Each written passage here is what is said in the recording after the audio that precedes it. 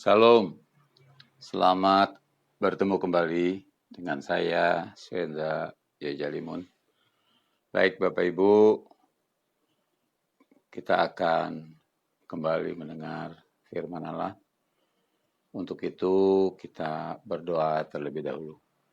Mari kita berdoa. Kami bersyukur ya Tuhan atas anugerah kasih yang Kau berikan kepada kami. Hari ini kami kembali mau mendengar kebenaran firman-Mu. Berfirmanlah kepada kami Tuhan, berikanlah kepada kami pengertian untuk dapat memahami firman-Mu. Seberapa kami yang mendengar kebenaran firman-Mu, ajar kami Tuhan untuk melakukan firman-Mu, sehingga firman-Mu boleh menjadi berkat di dalam kehidupan kami, dan kami boleh mempraktekannya sehingga banyak orang lain juga diberkati melalui lidah bibir kami. Hari ini juga Tuhan, urapi hamba-Mu yang akan menyampaikan firman-Mu oleh urapan kuasa Roh Kudus, sehingga nyata juga kebenaran firman-Mu dapat memberikan kekuatan kepada kami, khususnya kepada jemaat Pancoran Mas. Hari ini Tuhan, biarlah Engkau bekerja di tengah-tengah kami. Urapi kami semua Tuhan, karena hari ini 2000 tahun yang lalu, Engkau telah mencurahkan urapan Roh Kudus-Mu. Biarlah itu juga terjadi saat-saat minggu ini Tuhan. Biarlah pengurapan Roh Kudus-Mu juga boleh melimpah dalam kehidupan kami dan memenuhi kami semua. Terima kasih Bapa. Dalam nama Tuhan kami Yesus Kristus, kami berdoa dan mengucapkan syukur. Haleluya. Amin. Bapak Ibu, saudara-saudaraku yang kasih, bagaimana kabarnya? Saya tetap berharap Bapak Ibu dalam keadaan baik-baik saja. Untuk itu, mari kembali kita akan mendengar firman Tuhan yang saya ambil dari kitab Yesaya pasal 42 ayat 1 sampai ayat 4. Demikian firman Tuhan. Hamba Tuhan, lihat, itu hambaku yang kupegang, orang pilihanku yang kepadanya aku berkenan. Aku telah menaruh rohku ke atasnya, supaya ia menyatakan hukum kepada bangsa-bangsa. Ia tidak akan berteriak atau menyaringkan suara, atau memperdengarkan suaranya di jalan. Buluh yang patah terkulai tidak akan diputuskannya, dan sumbu yang pudar nyalanya tidak akan dipadamkannya. Tetapi dengan setia ia akan menyatakan hukum. Ayat yang terakhir, ia sendiri tidak akan menjadi pudar dan tidak akan patah terkulai, sampai ia menegakkan hukum di bumi. Segala pulau mengharapkan pengajarannya. Amin. Bapak Ibu, saudara-saudaraku yang kekasih, firman Tuhan pada hari ini telah kita dengarkan. Ada beberapa hal yang menjadi catatan di dalam firman Allah ini. Bapak Ibu yang dikasihi Tuhan, 2000 tahun yang lalu, Tuhan Yesus telah mencurahkan Roh Kudus-Nya kepada murid-muridnya, di mana murid-muridnya berkumpul di loteng Yerusalem, dan mereka menerima urapan Roh Kudus, dan mereka juga bernubuat. Mereka berkata-kata juga dengan bahasa roh, sehingga banyak jiwa-jiwa saat itu boleh percaya kepada Tuhan Yesus. Bapak Ibu yang dikasihi Tuhan, peristiwa 2000 tahun yang lalu jangan dijadikan hanya sebagai sejarah. Karena peristiwa pencurahan Roh Kudus sejak saat itu sampai sekarang masih tetap terjadi. Oleh sebab itu, Bapak Ibu yang mungkin hari ini belum menerima urapan Roh Kudus, bukalah hatimu. Terimalah Roh Kudus di dalam hidupmu. Hari ini dengarlah firman-Nya dan siaplah untuk menerima Roh Kudus hari ini. Bapak Ibu yang dikasihi Tuhan, kita akan bahas ya. Di sini dikatakan, lihat, itu hambaku yang kupegang, orang pilihanku yang kepadanya aku berkenan. Aku telah menaruh rohku ke atasnya, supaya ia menyatakan hukum kepada bangsa-bangsa. Bapak Ibu yang dikasihi Tuhan, ayat ini sebenarnya sama seperti di dalam kitab Matius. Ya, kitab Matius pasal 12, ya, ayat yang ke-18.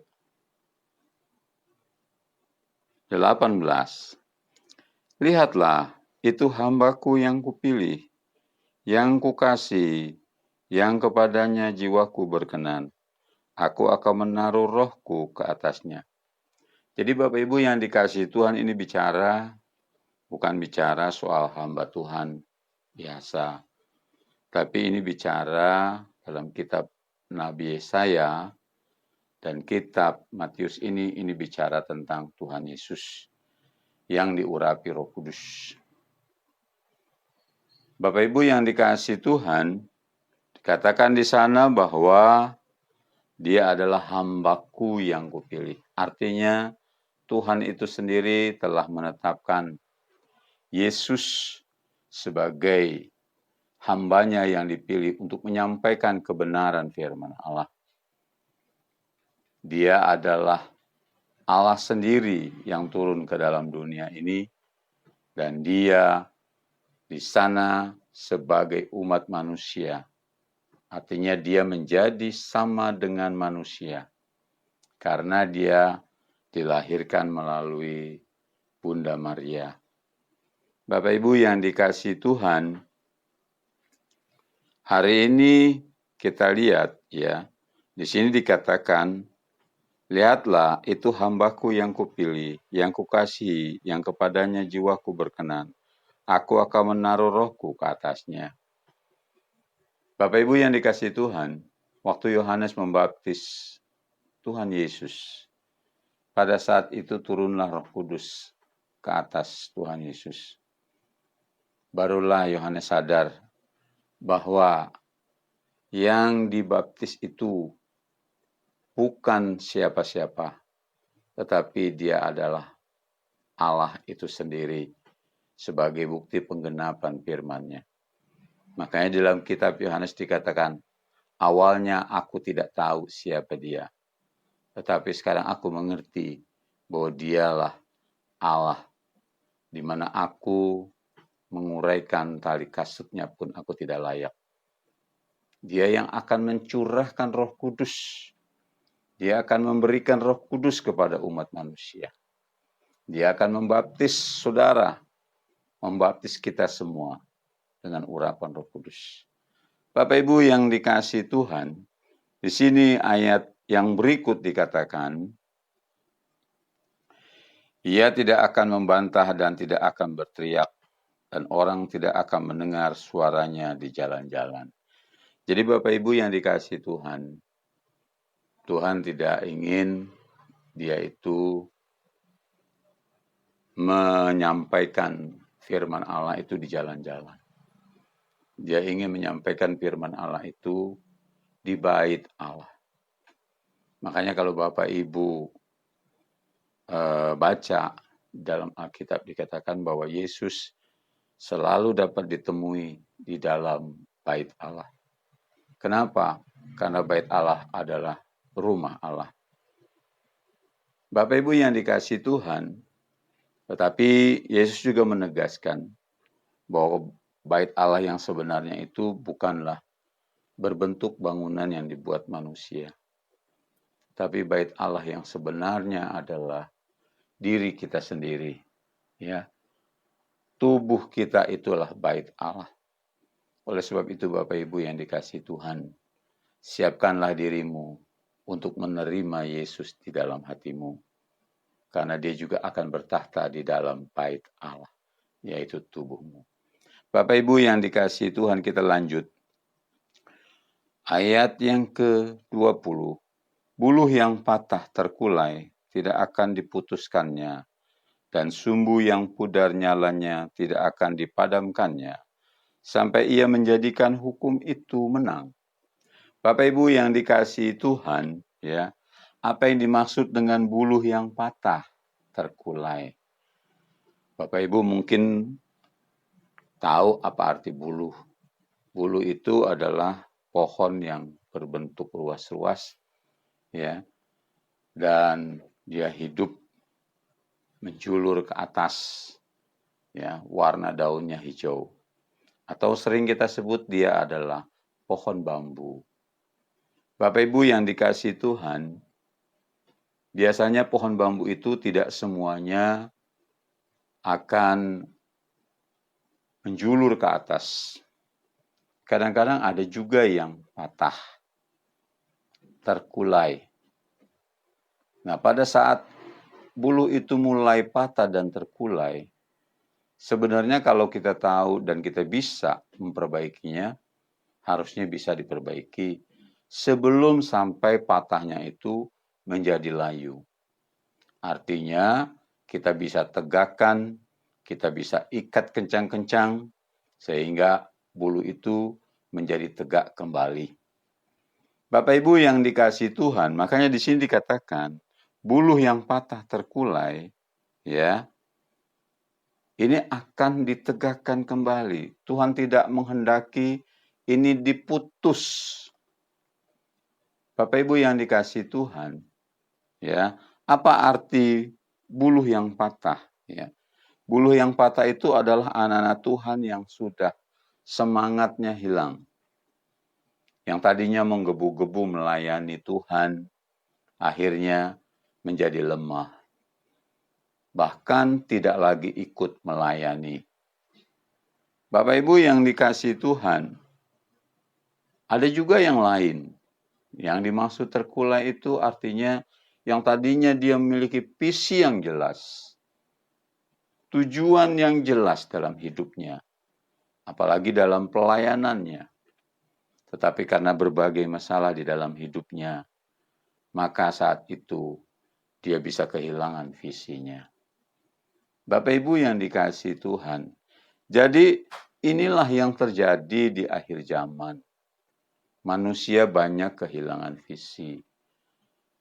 Orang-orang percaya hilang semangatnya, tidak lagi beribadah. Bahkan tadinya ada yang beribadah begitu sangat rajin. Hampir semua tempat-tempat ibadah dia hadir. Persekutuan-persekutuan dia hadir. Ada 5 acara ibadah, 5-limanya dia hadir. Tetapi begitu dia kena masalah, punya problem dalam hidupnya, maka semuanya menjadi pudar. Semuanya hilang. Tidak bersemangat lagi. Bahkan mungkin ada yang sudah tidak beribadah. Bapak Ibu yang dikasihi Tuhan, kesempatan ini saya menyampaikan firman Allah. Mungkin Bapak Ibu ada di rumah. Mungkin hari ini bisa mendengar apa yang saya sampaikan. Bahwa Yesus tidak membiarkan kamu atau kita menjadi lemah. Kita menjadi kecewa. Bahkan kita kehilangan visi. Tetapi Tuhan ingin supaya kita bisa tegak kembali. Bapak Ibu yang dikasihi Tuhan, di sini dikatakan, dia akan menegakkan kembali. Bulu yang patah tidak akan dibiarkannya, bahkan diputusnya, tetapi dia akan menegakkan kembali. Orang-orang yang sudah putus semangat, orang-orang yang kehilangan visi, orang-orang yang tadinya sudah tidak ibadah, hari ini Tuhan mau melawat umatnya. Yaitu Bapak, Ibu, Saudara, Saudari yang mendengar firman Allah ini. Buka hatimu, Allah ingin membangkitkan engkau. Mau menyatakan kuasanya dalam hidupmu. sehingga saudara bisa menjadi saksi-saksi Tuhan. Saudara bisa menjadi berkat bagi orang banyak. Makanya Tuhan tidak ingin kita itu menjadi patah, terkulai, bahkan putus. Dan akhirnya kita hilang. Dia ingin kita kembali. Oleh sebab itu, jalan satu-satunya, bertobatlah. Terimalah dia kembali. Maka Tuhan akan memberikan semangat yang baru di dalam hidupmu. Bapak Ibu yang dikasihi Tuhan, kita lanjut ya. Sumbu yang pudar nyalanya tidak akan dipadamkannya. Kenapa sumbu itu bisa pudar nyalanya? Bapak Ibu yang dikasihi Tuhan, waktu saya masih kecil, sebelum ada listrik, saya seringkali kalau belajar itu menggunakan lampu tempel namanya, atau lampu sumbu. Sehingga kalau habis belajar, saya harus membersihkan hidung saya, karena pada hitam. Bapak Ibu yang dikasihi Tuhan, saat kita lagi asik-asiknya belajar, tiba-tiba lampunya, cahayanya redup. Lalu apa yang terjadi Bapak Ibu? Kadang-kadang saya putar bagian putarannya supaya menjadi besar kembali. Tetapi upaya yang saya lakukan itu hanya sementara. Kemudian dia redup lagi. Lalu saya bertanya sama orang tua saya, kenapa lampunya ini redup? Lalu orang tua saya berkata, ambil minyak. Kasih minyak lagi. Jangan dipaksa diputar supaya sumbunya keluar. Tapi taruh minyak lagi. Penuhi tempat itu dengan minyak lagi. Maka sumbunya akan menyala terang lagi. Apa yang saya lakukan Bapak Ibu? Saya coba. Saya ambil minyak tanah. Saya isi di dalamnya. Lalu saya mulai nyalakan lagi sumbunya. Ternyata benar. Terang yang tadinya sudah redup, itu kembali menjadi terang benderang. Apa maksudnya ini Bapak Ibu? Artinya bahwa setiap orang membutuhkan minyak di dalam dirinya. Supaya apa? Supaya terangnya selalu bercahaya. Apa itu minyak? Minyak itu adalah urapan Roh Kudus.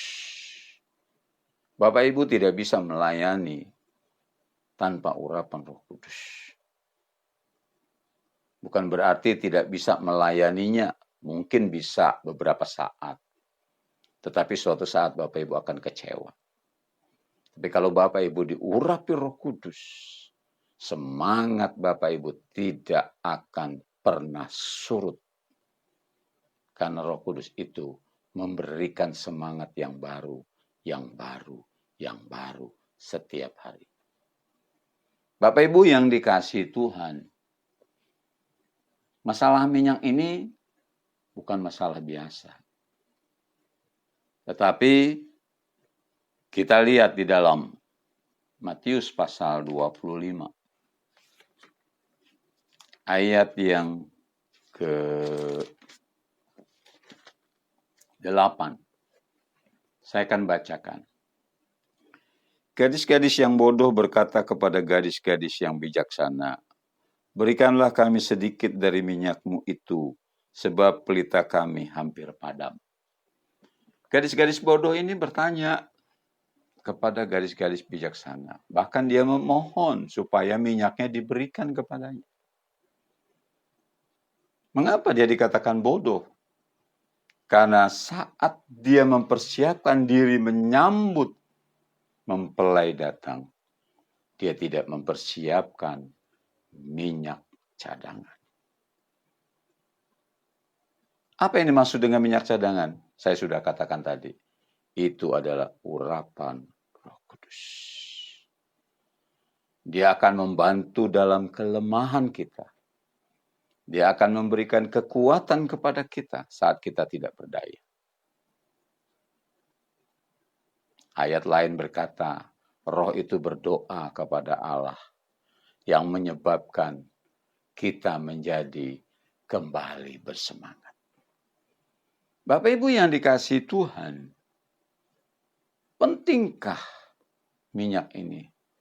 Ternyata wanita yang bodoh ini sangat mengakui bahwa ini sangat penting. Sebab apa yang terjadi? Saat-saat dia mau menyambut mempelai, lampunya redup.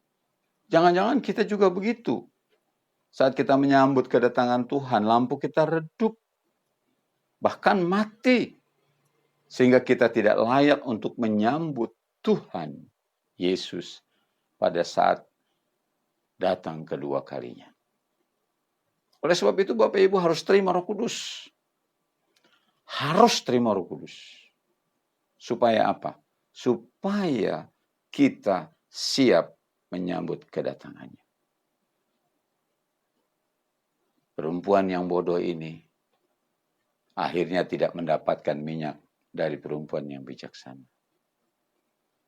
Lalu dia pergi mencari. Bapak Ibu yang dikasihi Tuhan, dapatkah dia mencari? Bapak Ibu yang dikasihi Tuhan, kalau urapan Allah itu sudah ditutup, tidak mungkin ada lagi. Dikatakan apabila yang sempurna itu datang, maka yang tidak sempurna itu tidak ada lagi. Bapak Ibu yang dikasihi Tuhan, artinya apa? Kalau Yesus datang, maka urapan Roh Kudus itu tidak dibutuhkan lagi buat kita. Karena kita tinggal masuk ke dalam kerajaan surga. Oleh sebab itu Bapak Ibu yang dikasihi Tuhan, jangan biarkan sampai hidup kita ini kosong. Tanpa urapan Roh Kudus. Tanpa minyak dari Allah. Bukalah hatimu. Jangan keraskan. Dan jangan hidup dengan cara-cara yang tidak berkenan kepada Tuhan. Kembalilah. Di sini dikatakan, Tuhan Maha Pengasih. Tuhan Maha Baik. Dia masih menunggu. Seperti saat dia menunggu anak yang terhilang. Dia tunggu kita. Dikatakan tadi, buluh yang patah tidak akan diputuskan.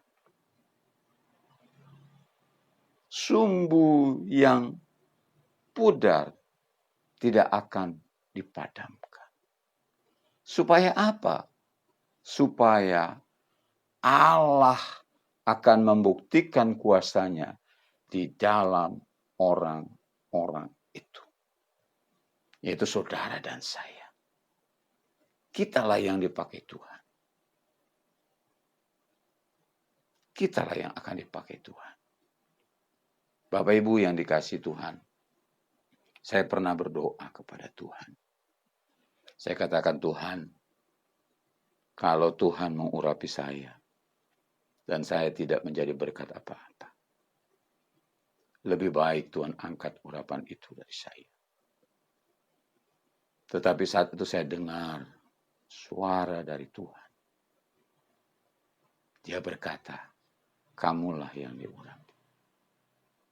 Bapak Ibu yang dikasihi Tuhan. Jadi penting urapan itu di dalam diri kita. Saya tidak sadari bahwa hal itu terjadi. Dan sejak saat itu, saya melayani dan banyak orang yang terima Roh Kudus.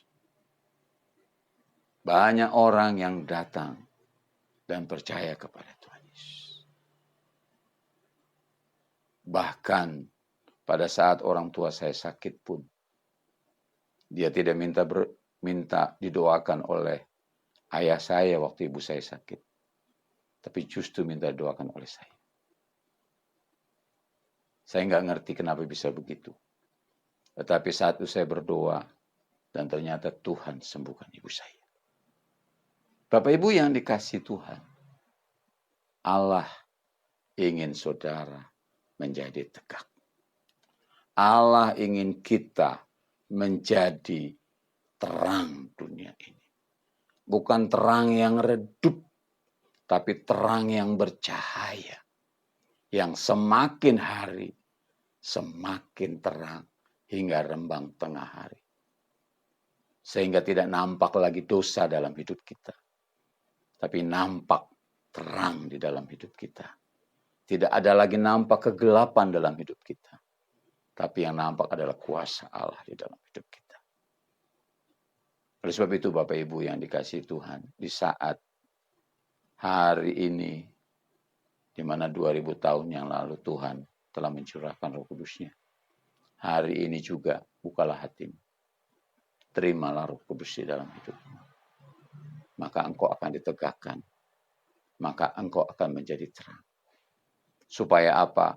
Supaya hukum-hukum Tuhan, supaya firman Allah boleh tersalur melalui saudara yang diurapi. Sehingga banyak orang diberkati. Banyak orang diselamatkan. Terimalah Roh Kudus. Karena itulah yang dikehendaki Tuhan di dalam hidupmu. Tuhan Yesus memberkati. Amin. Mari kita berdoa. Terima kasih Tuhan, hari ini kami sudah mendengar firman-Mu. Hari ini Tuhan kami membuka hati kami. Oleh sebab itu hamba-Mu berdoa Tuhan, hari ini urapilah mereka yang mendengar, yang melihat video ini. Penuhi mereka dengan urapan Roh Kudus-Mu Tuhan. Biarlah kuasa-Mu boleh nyata di dalam kehidupan mereka. Dimanapun mereka berada, di rumah-rumah, atau di kantor-kantor Tuhan yang saat ini melihat tayangan ini. Urapi mereka. Supaya mereka boleh mengerti bahwa mereka lah yang dipakai Tuhan. Mereka lah yang dipilih Engkau ya Bapa untuk menjadi terang. Untuk menjadi kesaksian bagi banyak orang. Bapa Surgawi, urapilah. Penuhilah mereka dengan urapan Roh Kudus-Mu. Hari ini sampai selama-lamanya. Sampai Engkau menjemput kami kembali. Sampai Engkau datang yang kedua kali. Terima kasih Bapa. Terima kasih Tuhan Yesus. Ajarlah kepada kami untuk selalu siap sedia di dalam kehidupan kami. Karena kami tahu Engkau segera akan datang ya Bapa. Jadikan kami seperti perempuan-perempuan yang bijaksana. Yang selalu bersedia minyak cadangan di dalam hidupnya. Yang selalu ada urapan di dalam dirinya. Hari ini Tuhan, urapilah kami. Hari ini penuhilah kami. Terpujilah nama-Mu Tuhan. Kekal sampai selama-lamanya. Haleluya. Amin. Tuhan Yesus memberkati. Amin.